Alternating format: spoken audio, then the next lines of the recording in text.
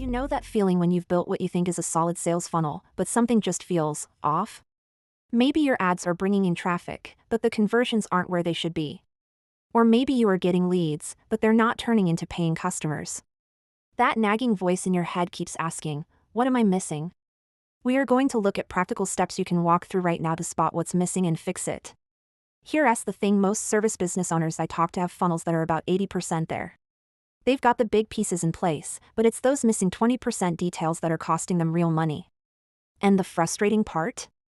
These aren't complicated fixes. They're usually simple things that got overlooked in the rush to get everything live. We get our funnel to about 80% complete, see some initial results, and convince ourselves we can fine-tune later. But here's what that actually costs you: every day your funnel runs without being fully optimized is revenue left on the table. I want you to think of this as a diagnostic tool. We're going to examine each stage of your funnel and make sure it's doing its job properly. Today, I'm sharing the exact checklist I use with my clients to audit their funnels. If you're running Facebook ads promoting a high-end consulting service but targeting people interested in DIY solutions, you're going to struggle no matter how good your funnel is. That's the difference between making 3 sales from 100 visitors versus making 5 sales. Over a month, that gap compounds fast. Are these people actually in buying mode for what you're selling? Are they at the right stage of their business journey?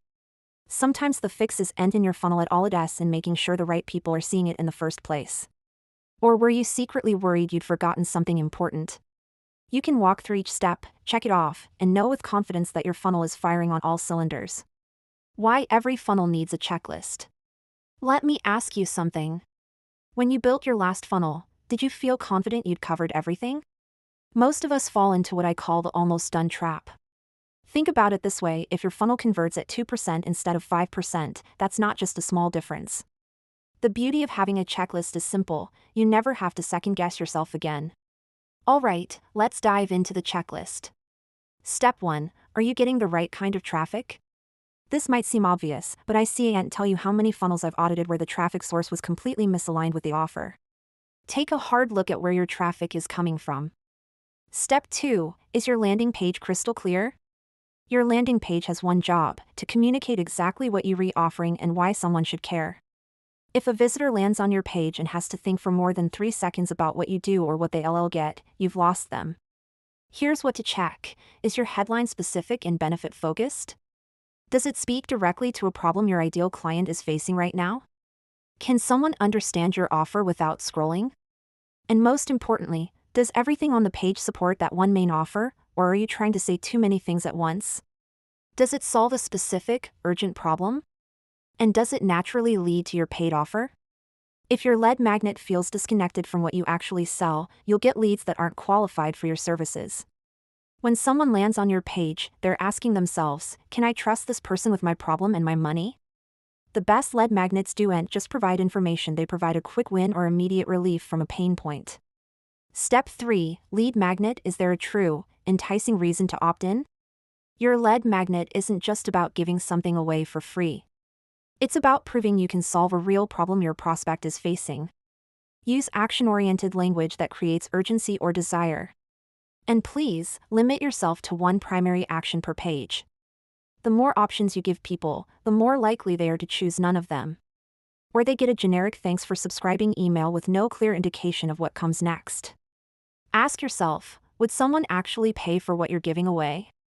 Step 4. Is there trust built instantly? Trust is everything in service-based businesses, and it needs to happen fast online. And are there any distractions that might make someone second-guess their purchase decision? Confirm they'll receive what you promised, set expectations for when and how you'll follow up, and give them something valuable right away if possible. This is your chance to reinforce their decision and keep the momentum going. Look at your page through fresh eyes. Do you have testimonials that speak to specific results? Are there reviews or case studies that feel authentic? Your visitors should never have to guess what to do or wonder what they'll get when they click. Do you have any credentials or experience markers that build credibility? Even simple things like a professional photo and clear contact information help establish trust quickly. Step 5. Is your call to action obvious and compelling? I see this mistake constantly: pages with multiple buttons, confusing language, or calls to action that don't clearly state what happens next. Make your call to action button impossible to miss. Step 6. Follow up. Do leads get confirmation and next steps automatically? This is where a lot of funnels break down. Someone opts in, and then, crickets. Your confirmation process should feel like a natural continuation of the conversation you started on your landing page. Step 7. Payment page. Is it smooth, mobile-friendly, and distraction-free? Nothing kills conversions like a clunky checkout process. If you're selling a service, your payment page needs to feel as professional and trustworthy as your main website. Check this on your phone right now. Is it easy to fill out? Are the form fields clearly labeled? Is there unnecessary friction like requiring account creation? Step 8. Post-purchase. Do you delight and upsell appropriately? The sale isn't the end of your funnel, it's actually just the beginning of the real relationship. How you handle the post-purchase experience determines whether this customer becomes a one-time buyer or a long-term client who refers others. Make sure new customers immediately know what to expect next. Give them quick access to what they purchased.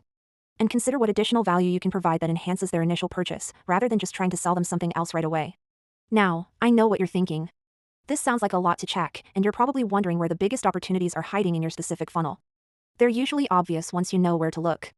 But it helps to have someone with experience walk through your setup and point out the blind spots. Here's the truth: most funnel problems aren't mysterious. You can find the link in the description if that's something that would be helpful. Here's what I want you to do right after this video ends: pick just one step from this checklist and check it right now. For $197, I'll go through your entire funnel with this exact checklist, identify the biggest opportunities, and give you a prioritized action plan for improvement. Drop a comment and let me know where you feel like you're guessing rather than knowing. I read every comment and often create follow-up videos based on what you're struggling with. Pick one thing, improve it, test it, and then move to the next. If you'd like me to take a look at your funnel and give you specific feedback on where you can improve, I offer a simple audit service.